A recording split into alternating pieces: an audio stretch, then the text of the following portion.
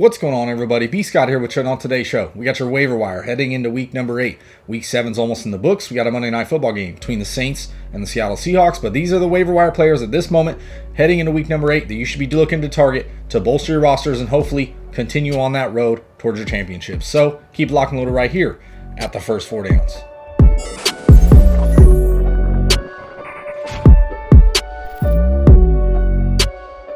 What's going on, everybody? Welcome back. As I mentioned in the preview, we're going over week 8 waiver wire. Honestly, it's not very pretty this week, but hopefully you can pull some players out of here that can help bolster your roster. So before we get to today's content, don't forget, like the video, subscribe, share, thumb bell, all that good stuff, and then comment. If there's any players you want to hear more about or players I didn't mention, because I don't have a lot of them, to be honest. We're looking at about 10 players today. Drop in the comment section, and I'll be glad to get back to you. So let's dive right into it, and we'll start at the quarterback position at the top. The one player that I actually like this week on the waiver wire is Carson Wentz. 37% owned. I told you last week to pick him up. I thought he was a good streaming option. Finished the day with 150 passing yards, even in the torrential downpour here in California. 150 yards, 2 touchdowns passing, had another touchdown on the ground. Played great. It's just is what it is. 4 straight games with 2 touchdowns. Now, over the next 3 matchups, Tennessee at home, the New York Jets at home, then the Jacksonville Jaguars. So 3 great matchups going forward for Carson Wentz here. He's playing good football. That team is starting to round into form. And he's a guy going forward that I like as a potential top 12 option on a weekly basis. Michael Pittman Jr., outstanding talent. You saw the touchdown. Mo Alley-Cox is making plays. I mean, T.Y. Hilton, if he can, get into the fold here. I like Carson Wentz going forward. He's got great matchups, so you got to be picking him up here. 37% owned in Yahoo leagues, and you got to get him. So that's the one quarterback I love this week. Now we'll look at some running backs. Obviously, Kenneth Gainwell on the Philadelphia Eagles, 21% owned. Miles Sanders got hurt yesterday. It looked pretty serious, but who knows? They're talking about x-rays on his ankle. That's never a good sign. So, and on top of that, they got the Detroit Lions, the Los Angeles Chargers, Denver Broncos. Next 3 matchups that don't really scare me necessarily. Now, yes, Boston Scott is another name you can throw out there. Saw his first touches of the season with Miles Sanders out. And going forward, I don't necessarily think Kenneth Gainwell is just going to be thrust into that starting role and every down role. So I think you're going to see a lot of Boston Scott on early downs still. Gainwell, they like him in his spot. Yeah, he'll probably pick up a few more carries. Only 5 carries yesterday for 20 yards, but he did have 4 receptions, 41 yards, and a touchdown. And the Philadelphia Eagles just love to play from behind. So Kenneth Gainwell's a guy I think that is a potential flyer or a flex type guy on a weekly basis going forward, especially with Miles Sanders out of the lineup, and he looks pretty explosive. So another running back, Brandon Bolden, New England Patriots, 7 targets yesterday, 6 receptions, 79 yards, and a touchdown. If he's playing the James White role, you got to have him on the New England Patriots. I think that offense, the defense hasn't been as good, but the offense really rolls with the 2 running backs. And so I like Brandon Bolden, 6% owned, going forward as a potential flex type guy on a weekly basis, as long as Ramondre Stevenson is inactive, because if he's inactive, Bolden's got that role. So I like Brandon Bolden as a potential guy that could, especially in deeper leagues, that you could be playing in these weekly bye week fillers. So Brandon Bolden is a guy that I like, especially if Ramondre Stevenson continues to be a surprise inactive. So, and then Rashad Penny, this is a speculative ad, coming off the IR. Hasn't really seen any football action in almost 2 years, and they drafted him pretty high. There was high expectations for him to be a very explosive running back and player, and Carson's been the guy, but now he's out, and really we don't know a timetable of if or when he's coming back.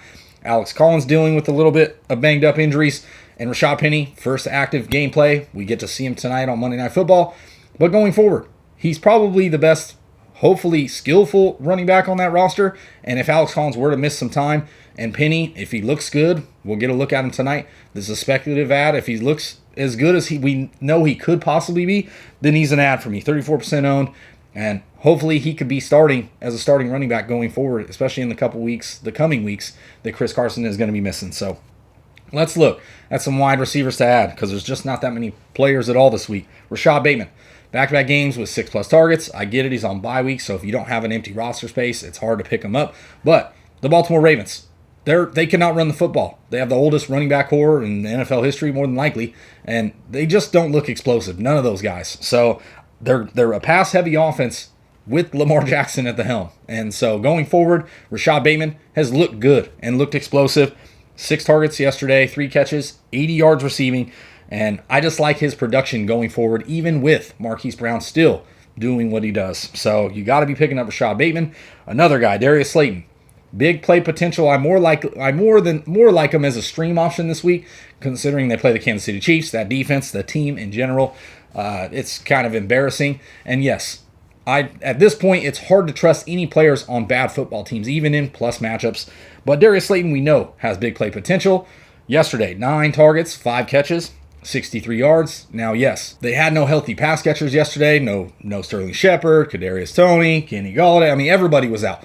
But Darius Slayton, we know, can make plays down the field. And then if they need him in that short roll, which they used him yesterday, 9 targets. So I like him this week against Kansas City Chiefs in a potential shootout game, plain and simple. So, and then Marquez Callaway, 49% owned, playing tonight, Monday Night Football against Seattle Seahawks, coming off his best game before the bye week, 8 targets, a career 4 receptions, a career high in yards, 2 touchdowns. Yes, he caught the big Hail Mary touchdown, but I still like his production going forward, and he's got tasty matchups at Seattle, Tampa Bay, Atlanta, at Tennessee. Those are the next 4 weeks, and that's all plus matchups for Marquez Callaway. They're going to be having to probably throw the ball here, especially against some of those teams going forward. So I like him as a pickup, 49% owned, and his bye is over now. So he's a great bye week filler going through these tough bye weeks over the next 3-4 weeks. So that's the wide receivers that I like this week. Like I mentioned, if there's any more, just drop in the comment section. I'll be glad to give you my opinions on them if you're looking to pick somebody up. And then the tight end position. CJ Uzomah, I had him as a stream this week because it was a great matchup.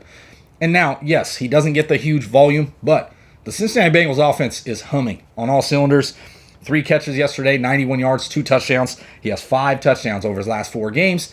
And we know that Uzomah can play in spots. And I think he's just is a matchup-dependent starting tight end going forward. So, yes, he should probably be owned if you got an extra roster spot as a backup tight end or we got some bye weeks coming up. He's the guy that could fill in your roster in some of these matchups, even on a low volume share. So, he's only owned at 19%. And then Jared Cook, coming out of the bye week with the Los Angeles Chargers, 5+ targets in 4 of 6 games, 2 touchdowns over his last 3 games, and he's in an explosive offense. We know this. And the Chargers defense is good, but they still give up some plays and give up some points. So I like Jared Cook, 44% owned, going forward as a good bye week filler at the tight end position, or just rest of the season potentially as the top 12 on the bottom end of the tight ends. And then I got one defense this week that I really like as a stream, Cincinnati Bengals. They've played great as a defense overall, and they're still under 20% owned. It doesn't make sense. These guys should probably be starting on most weeks going forward. This week, at the New York Jets, no Zach Wilson. They're going to feast. It just is what it is. I don't even know the quarterback's name. White. Either way, they're going to feast on defense. You got to get the Bengals defense this week as a huge stream option heading into week number 8. So that's the waiver wire. Just a short, brief overlook of 10 players for me that I like going forward to hopefully help you in your fantasy season. So if you like the video, don't forget, subscribe, share, thumb bell, all that good stuff, and then comment. If there's any players, like I mentioned before, that I didn't mention, because I didn't mention a lot, drop in the comment section. I'll be glad to give you my opinion. So for the first 4 downs, it's been B. Scott, and I'm out.